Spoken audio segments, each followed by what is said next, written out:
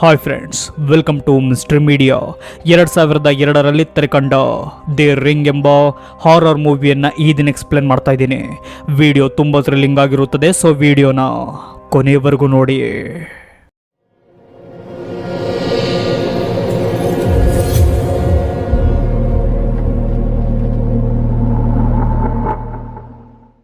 ಮೂವಿಯ ಮೊದಲ ಸೀನ್ನಲ್ಲಿ ಇಬ್ಬರು ಹುಡುಗಿಯರನ್ನು ನೋಡ್ತೀವಿ. ಅವರ ಹೆಸರು ಕೇಟಿ ಮತ್ತು ಬೆಕಾ. ಅವರಿಬ್ಬರು ಒಂದು ಶಾಪಗ್ರಸ್ತ ಟೇಪ್ನ ಬಗ್ಗೆ ಮಾತನಾಡುತ್ತಿರುತ್ತಾರೆ. ಆಗ ಬೆಕಾ ಕೇಟಿಗೆ ಹೀಗೆ ಹೇಳ್ತಾಳೆ, ಒಂದು ಶಾಪಗ್ರಸ್ತ ಟೇಪ್ ಇದೆ, ಅದನ್ನು ಯಾರಾದರೂ ಪ್ಲೇ ಮಾಡಿ ನೋಡಿದರೆ ಅವರು 7 ದಿನದಲ್ಲಿ ಸಾಯುತ್ತಾರೆ. ಹಾಗೂ ಆ ಟೇಪನ್ನು ನೋಡಿದ ತಕ್ಷಣ ಅವರಿಗೊಂದು ಕಾಲ್ ಬರುತ್ತದೆ. ಅದನ್ನು ರಿಸೀವ್ ಮಾಡಿದಾಗ ಅದರಲ್ಲಿ ಒಂದು ಚಿಕ್ಕ ಹುಡುಗಿಯ ಧ್ವನಿ ಕೇಳುತ್ತದೆ. ಅದರಲ್ಲಿ ಅವಳು 7 ಡೇಸ್ ಎಂದು ಹೇಳುತ್ತಾಳೆ ಎಂದು ಹೇಳ್ತಾಳೆ. ಆಗ ಕೇಟಿ, ನಾನು 1 ವಾರದ ಹಿಂದೆಯೇ ನನ್ನ ಬಾಯ್ ಫ್ರೆಂಡ್ ಹಾಗೂ ಫ್ರೆಂಡ್ಸ್ಗಳ ಜೊತೆ ಆ ಟೇಪನ್ನು ರೆಸಾರ್ಟ್ನಲ್ಲಿ ನೋಡಿದ್ದೀವಿ. ನನಗೇನು ಆಗಿಲ್ಲ. ನಾವು ಆ ವಿಡಿಯೋವನ್ನು ನೋಡಿ ಇವತ್ತಿಗೆ ಸರಿಯಾಗಿ 7 ದಿನ. ನನಗೇನು ಆಗಿಲ್ಲ, ನಾನು ಚೆನ್ನಾಗಿಯೇ ಇದ್ದೀನಿ.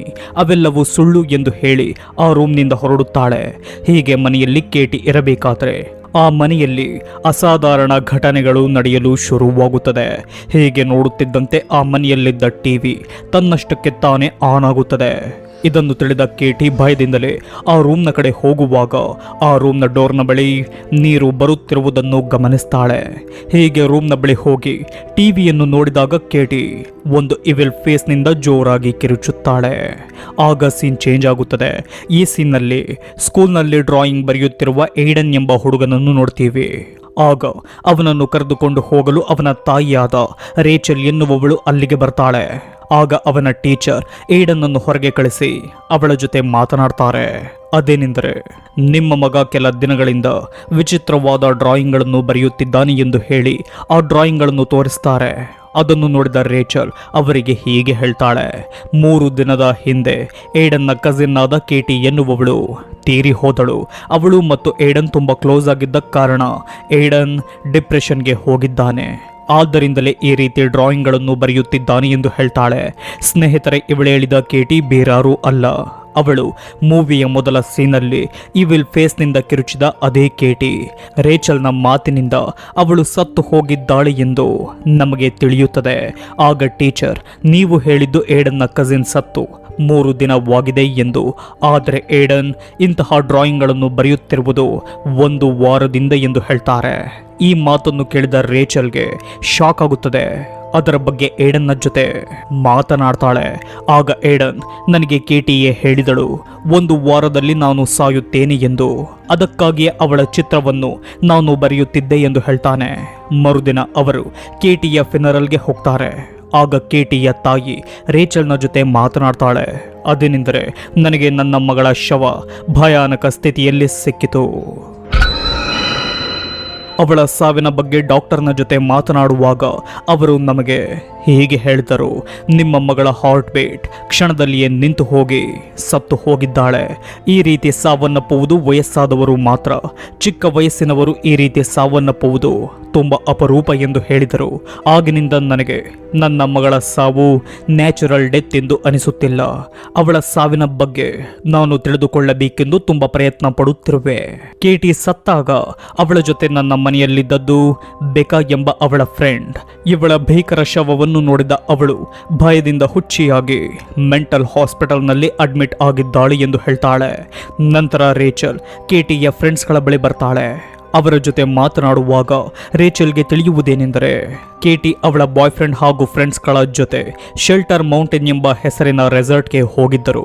ಅಲ್ಲಿ ಅವರು ಒಂದು ಶಾಪಗ್ರಸ್ತ ಟೇಪನ್ನು ನೋಡಿದ್ದಾರೆ. ಅದೇ ಕಾರಣದಿಂದ ಕೇಟಿ ಸರಿಯಾಗಿ ರಾತ್ರಿ 10 ಗಂಟೆಗೆ ಸಾವನ್ನಪ್ಪಿದ್ದಾಳೆ. ಇವಳಷ್ಟೇ ಅಲ್ಲ, ಇವಳ ಜೊತೆ ಆ ಟೇಪನ್ನು ನೋಡಿದ ಅವಳ ಬಾಯ್ ಫ್ರೆಂಡ್ ಸಹ ಅದೇ ರೀತಿಯಲ್ಲಿ ಸತ್ತು ಹೋಗಿದ್ದಾನೆ. ಹಾಗೂ ಇವರ ಜೊತೆ ಟೇಪ್ ನೋಡಿದ್ದ ಮತ್ತಿಬ್ಬರೂ ಸಹ ಕಾರ್ ಆಕ್ಸಿಡೆಂಟ್ನಿಂದ ಸತ್ತು ಹೋಗಿದ್ದಾರೆ. ಆ ಟೇಪ್ ನೋಡಿದ ಇವರೆಲ್ಲರೂ ಸತ್ತಿರುವುದು ಕೇಟಿ ಸತ್ತ ಅದೇ ದಿನ ಅದೇ ಸಮಯವಾದ ರಾತ್ರಿ 10 ಗಂಟೆಗೆ. ಆಗ ರೇಚಲ್ ಕೇಟಿಯ ಸಾವು ಹೇಗಾಯಿತೆಂಬುದನ್ನು ತಿಳಿದುಕೊಳ್ಳಲು ಶುರು ಮಾಡ್ತಾಳೆ ಹಾಗೂ ಆ ಟೇಪನ್ನು ನೋಡಬೇಕೆಂಬ ಕೆಟ್ಟ ಕುತೂಹಲ ಬರುತ್ತದೆ. ಅದಕ್ಕಾಗಿ ಅವಳು ಆ ರೆಸಾರ್ಟ್ನಲ್ಲಿ ಕ್ಲಿಕ್ ಮಾಡಿದ್ದ ಫೋಟೋಗಳನ್ನು ಕೇಟಿಯ ಮನೆಯಲ್ಲಿ ಚೆಕ್ ಮಾಡ್ತಾಳೆ. ಆಗ ಅವಳಿಗೆ ಅವಳ ಬಾಯ್ ಫ್ರೆಂಡ್ ಹಾಗೂ ಫ್ರೆಂಡ್ಸ್ಗಳ ಫೋಟೋ ಸಿಗುತ್ತದೆ. ಅದರಲ್ಲಿರುವ ಒಂದು ಫೋಟೋದಲ್ಲಿ ಇವರೆಲ್ಲರ ಮುಖಗಳು ವಿರೂಪವಾಗಿರುವುದನ್ನು ಗಮನಿಸ್ತಾಳೆ. ನಂತರ ಆ ಶೆಲ್ಟರ್ ಮೌಂಟೇನ್ ರೆಸಾರ್ಟ್ ಎಲ್ಲಿದೆ ಎಂದು ತಿಳಿದುಕೊಂಡು ಅಲ್ಲಿಗೆ ಹೋಗ್ತಾಳೆ. ಆ ರೆಸಾರ್ಟ್ಗೆ ಹೋದಾಗ ಅವಳಿಗೆ ಅದೇ ಶಾಪಗ್ರಸ್ತ ಟೇಪ್ ಸಿಗುತ್ತದೆ. ಆಗ ರೇಚಲ್ ಅದರ ಬಗ್ಗೆ ತಿಳಿದಿದ್ದರೂ ಕೆಟ್ಟ ಕುತೂಹಲದಿಂದ ಅದನ್ನು ಪ್ಲೇ ಮಾಡ್ತಾಳೆ. ಆಗ ಅವಳಿಗೆ ಕೆಲವು ಕ್ರಿಪಿ ಕ್ಲಿಪ್ಸ್ಗಳು, ಒಬ್ಬಳು ಮಹಿಳೆ ಹಾಗೂ ತುಂಬಾ ಡಿಸ್ಟರ್ಬಿಂಗ್ಸ್ ಆಗಿರುವ ಕ್ಲಿಪ್ಸ್ಗಳು ಬಂದು ವಿಡಿಯೋ ಎಂಡ್ ಆಗುತ್ತದೆ. ಹೀಗೆ ವಿಡಿಯೋ ಸ್ಟಾಪ್ ಆದ ತಕ್ಷಣ ಅಲ್ಲಿದ್ದ ಟೆಲಿಫೋನ್ಗೆ ಕಾಲ್ ಬರುತ್ತದೆ. ಅದರಲ್ಲಿ ಮಾತನಾಡಿದ ಒಂದು ಚಿಕ್ಕ ಹುಡುಗಿಯ ಧ್ವನಿ 7 ಡೇಸ್ ಎಂದು ಹೇಳುತ್ತದೆ. ಇದನ್ನು ಕೇಳಿದ ರೇಚಲ್ಗೆ ತುಂಬಾ ಭಯವಾಗಲು ಶುರುವಾಗುತ್ತದೆ. ನೆಕ್ಸ್ಟ್ ಮಾರ್ನಿಂಗ್ ರೇಚಲ್ ತನ್ನ ಫ್ರೆಂಡ್ ಆದ ನೋವಾ ಎನ್ನುವವನನ್ನು ಮೀಟ್ ಮಾಡ್ತಾಳೆ. ಅವನಿಗೆ ನಡೆದ ಎಲ್ಲ ವಿಷಯವನ್ನು ಹೇಳ್ತಾಳೆ. ಆದರೆ ನೋವಾ ಇವಳ ಮಾತನ್ನು ನಂಬುವುದಿಲ್ಲ. ಆಗ ರೇಚಲ್ ತಾನೇ ಕ್ಲಿಕ್ ಮಾಡಿಕೊಂಡಿರುವ ಫೋಟೋಗಳನ್ನು ತೋರಿಸ್ತಾಳೆ. ಅದರಲ್ಲಿ ಅವಳ ಫೋಟೋಗಳೆಲ್ಲ ವಿರೂಪ ಸ್ಥಿತಿಯಲ್ಲಿರುತ್ತವೆ. ಅಂದರೆ ಅವಳ ಫೋಟೋಗಳೆಲ್ಲ ಬ್ಲರ್ ಆಗಿರುತ್ತವೆ. ಆಗ ನೋವಾ ನಾನು ಆ ಟೇಪನ್ನು ನೋಡಲೇಬೇಕೆಂದು ಅದನ್ನು ತೆಗೆದುಕೊಂಡು ಆ ಶಾಪಗ್ರಸ್ತ ಟೇಪನ್ನು ಪ್ಲೇ ಮಾಡ್ತಾನೆ. ಆಗ ನೋವಾ ಅದರಲ್ಲಿ ಬಂದ ಡಿಸ್ಟರ್ಬಿಂಗ್ಸ್ ಕ್ಲಿಪ್ ಅನ್ನು ನೋಡಿದ ಕೂಡಲೇ ಅವನಿಗೆ ಕಾಲ್ ಬರುತ್ತದೆ. ಆದರೆ ರೇಚಲ್ ಆ ಫೋನ್ ಕಾಲ್ಗೆ ಆನ್ಸರ್ ಮಾಡುವುದಿಲ್ಲ. ನಂತರ ರೇಚಲ್ ಆ ಟೇಪನ್ನು ಒಂದು ಕಾಪಿ ಮಾಡ್ತಾಳೆ. ಅದರಿಂದ ಆ ಟೇಪನ್ನು ಯಾರು ಕ್ರಿಯೇಟ್ ಮಾಡಿದ್ದಾರೆ ಎಂದು ಕಂಡುಹಿಡಿಯಲು ಮುಂದಾಗುತ್ತಾಳೆ. ಆದರೆ ಆ ಟೇಪನ್ನು ಯಾರು ಮಾಡಿದ್ದಾರೆ ಎಂಬುದು ತಿಳಿಯುವುದಿಲ್ಲ. ಆಗ ರೇಚಲ್ ಬೆಕಾನನ್ನು ನೋಡಲು ಮೆಂಟಲ್ ಹಾಸ್ಪಿಟಲ್ಗೆ ಹೋಗ್ತಾಳೆ. ಅವಳನ್ನು ಮೀಟ್ ಮಾಡಿ ಕೇಟಿಯ ಸಾವು ಹೇಗಾಯಿತೆಂದು ಕೇಳ್ತಾಳೆ. ಆಗ ಅವಳು ರೇಚಲ್ನನ್ನು ನೋಡಿಕೊಂಡು ಅವಳಿನ್ನು ನಿನ್ನ ಬಳಿ ಬಂದಿಲ್ಲ, ಇನ್ನು 4 ದಿನವಾದ ಮೇಲೆ ನಿನ್ನನ್ನು ಕರೆದುಕೊಂಡು ಹೋಗುತ್ತಾಳೆ ಎಂದು ಹೇಳ್ತಾಳೆ. ಸ್ನೇಹಿತರೆ, ಆಗ ನಮಗೆ ತಿಳಿಯುತ್ತದೆ ಈ ಟೇಪ್ನಲ್ಲಿ ಯಾವುದೋ ಒಂದು ಇವಿಲ್ ಎಂಟಿಟಿ ಇದೆ ಎಂದು. ನಂತರ ರೇಚಲ್ ಆ ವಿಡಿಯೋ ಟೇಪನ್ನು ಸ್ಲೋ ಆಗಿ ನೋಡ್ತಾಳೆ. ಆಗ ಅವಳಿಗೆ ಅದರಲ್ಲಿ ಒಂದು ಲೈಟ್ ಹೌಸ್ ಕಾಣುತ್ತದೆ. ಅದನ್ನು ಅವಳು ಪ್ರಿಂಟ್ಔಟ್ ತೆಗೆದುಕೊಳ್ಳುವಾಗ ರೇಚಲ್ನ ಮೂಗಿನಲ್ಲಿ ರಕ್ತ ಬರುತ್ತದೆ. ಅದರ ಬಗ್ಗೆ ತಲೆ ಕೆಡಿಸಿಕೊಳ್ಳದ ರೇಚಲ್ ಆ ಲೈಟ್ ಹೌಸ್ನ ಬಗ್ಗೆ ಸರ್ಚ್ ಮಾಡ್ತಾಳೆ. ಆಗ ಅವಳಿಗೆ ಆ ಲೈಟ್ ಹೌಸ್ ಮಾಯ್ಸ್ ಐಲ್ಯಾಂಡ್ನಲ್ಲಿದೆ ಎಂದು ತಿಳಿಯುತ್ತದೆ. ಅದರ ಬಗ್ಗೆ ರೇಚಲ್ ಗೂಗಲ್ ಸರ್ಚ್ ಮಾಡ್ತಾಳೆ. ಅದರಲ್ಲಿ ರೇಚಲ್ಗೆ ಆ ಟೇಪ್ನಲ್ಲಿದ್ದ ಮಹಿಳೆ ಕಾಣ್ತಾಳೆ. ಆಕೆಯ ಹೆಸರು ಆನಾ ಮಾರ್ಗನ್. ಈಕೆ ಹಾರ್ಸ್ ಬ್ರೀಡರ್ ಆಗಿರ್ತಾಳೆ ಹಾಗೂ ಕೆಲವು ವರ್ಷಗಳ ಹಿಂದೆಯೇ ಇವಳು ಸೂಸೈಡ್ ಮಾಡಿಕೊಂಡು ಸತ್ತು ಹೋಗಿರ್ತಾಳೆ. ಇವಳು ಸಾಯಲು ಕಾರಣವೇನೆಂದರೆ ಇವಳು ಸಾಕಿದ್ದ ಕುದುರೆಗಳಿಗೆ ಒಂದು ರೀತಿಯ ವಿಚಿತ್ರ ಕಾಯಿಲೆ ಬಂದು ಸಮುದ್ರದ ತೀರದಲ್ಲಿ ಸತ್ತು ಹೋಗುತ್ತಿರುತ್ತವೆ. ಅದರಿಂದ ತುಂಬಾ ನೊಂದುಕೊಂಡ ಆನಾ ಸೂಸೈಡ್ ಮಾಡಿಕೊಂಡು ಸತ್ತು ಹೋಗ್ತಾಳೆ.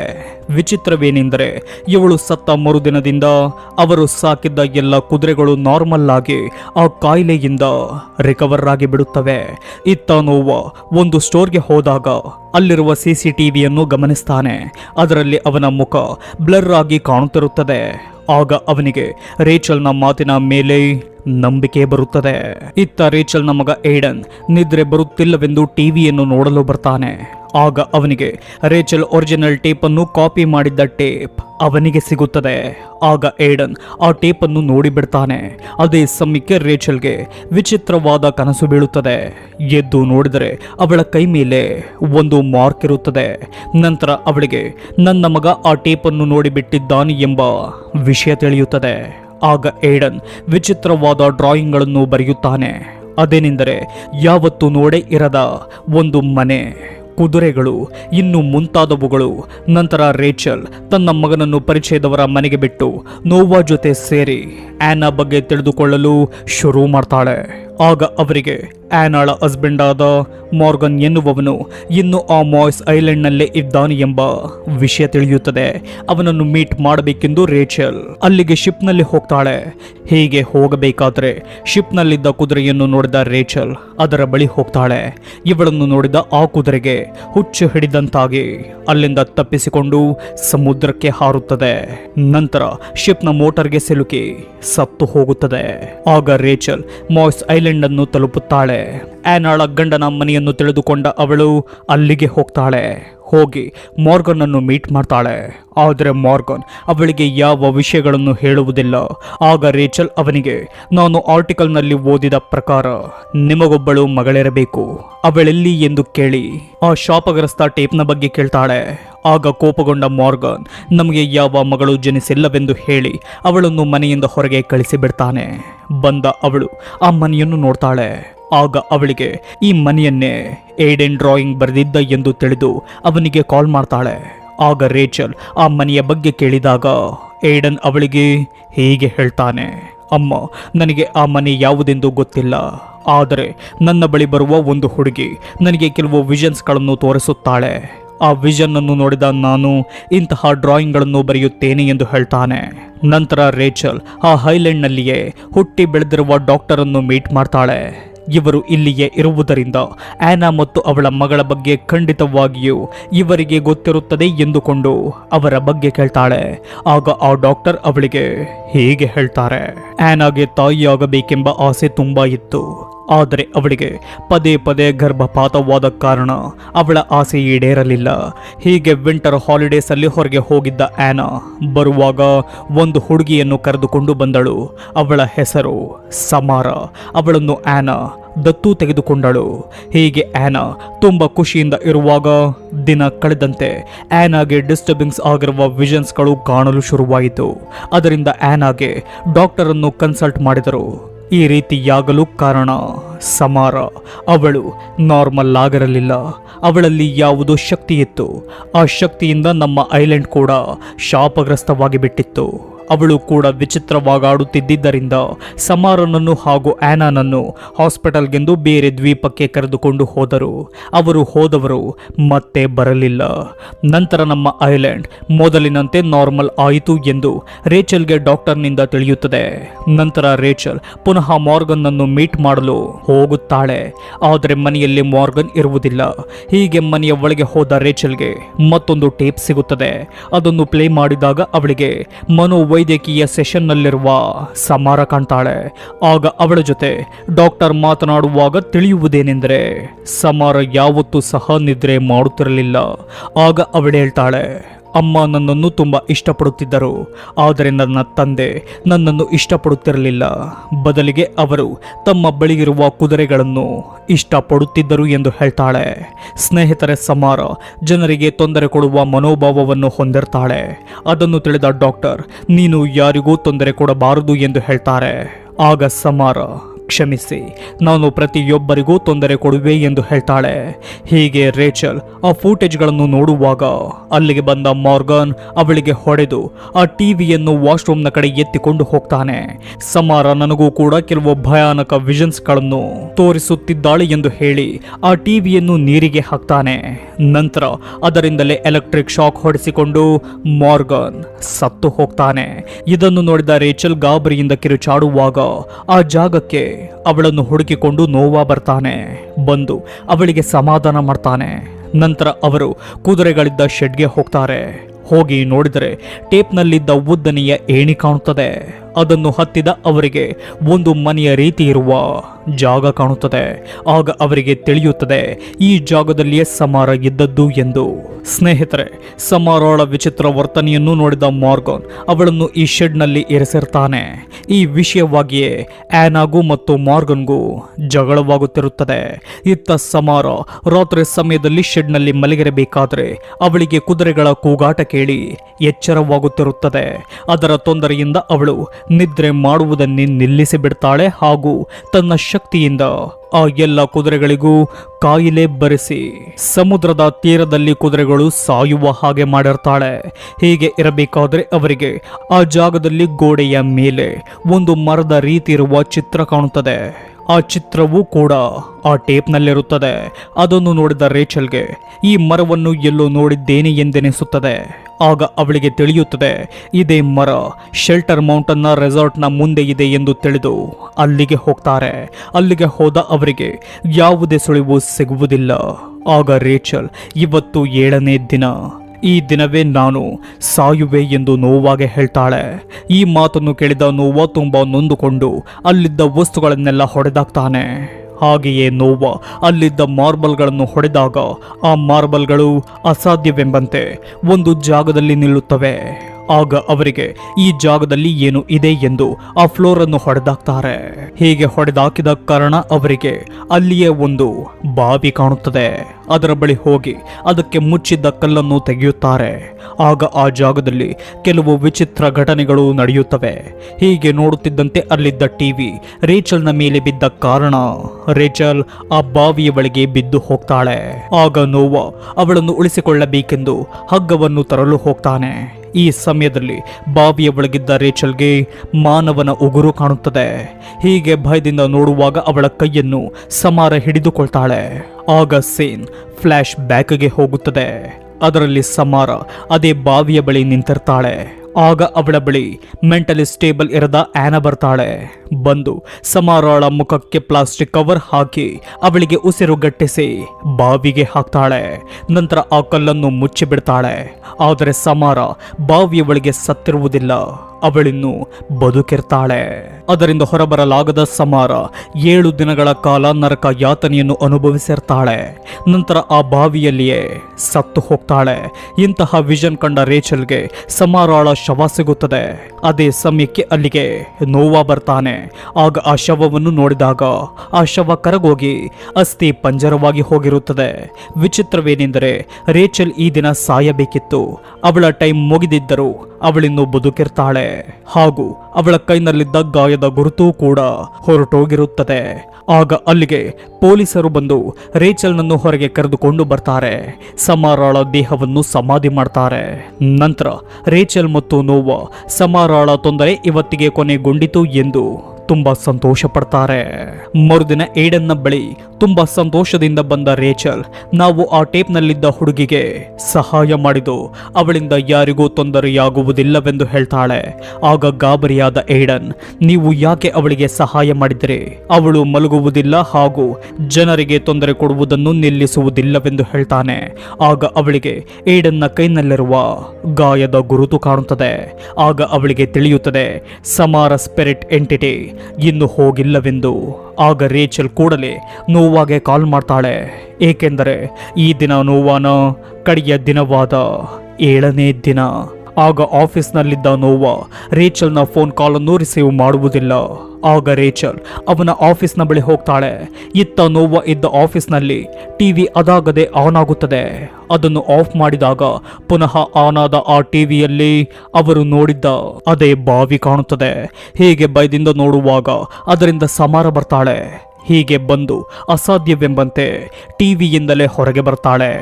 ಬಂದು ತುಂಬಾ ಹೆದರಿದ್ದ ನೋವಾನನ್ನು ಸಾಯಿಸಿ ಬಿಡ್ತಾಳೆ.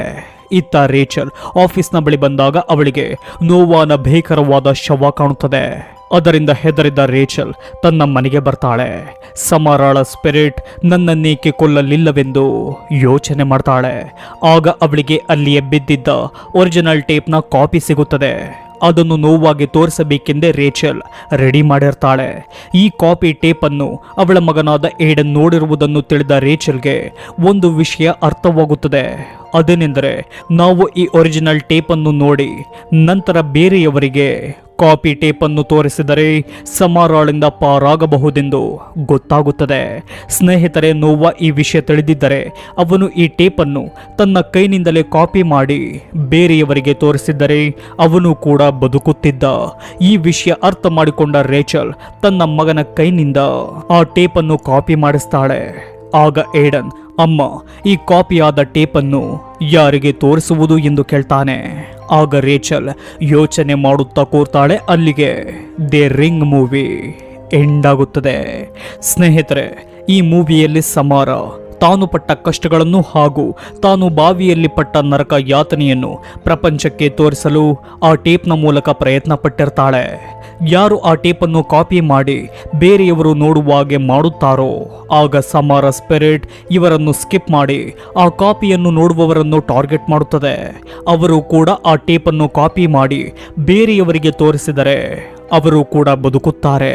ಹೀಗೆಯೇ ಟೇಪ್ ಎಲ್ಲರ ಕೈ ಸೇರುವಂತೆ ಸಮಾರ ಸ್ಪಿರಿಟ್ ಚೈನ್ ಲಿಂಕ್ ಅನ್ನು ಸೃಷ್ಟಿ ಮಾಡಿರುತ್ತದೆ. ಅಲ್ಲಿಗೆ ಈ ಮೂವಿ ಕೊನೆಗೊಳ್ಳುತ್ತದೆ. ಸ್ನೇಹಿತರೆ, ಈ ಮೂವಿಯ ಸೆಕೆಂಡ್ ಪಾರ್ಟ್ ನಿಮಗೆ ಬೇಕೆಂದಲ್ಲಿ ಕಮೆಂಟ್ ಮಾಡಿ ತಿಳಿಸಿ. ವಿಡಿಯೋ ನೋಡಿದ್ದಕ್ಕೆ ಧನ್ಯವಾದಗಳು.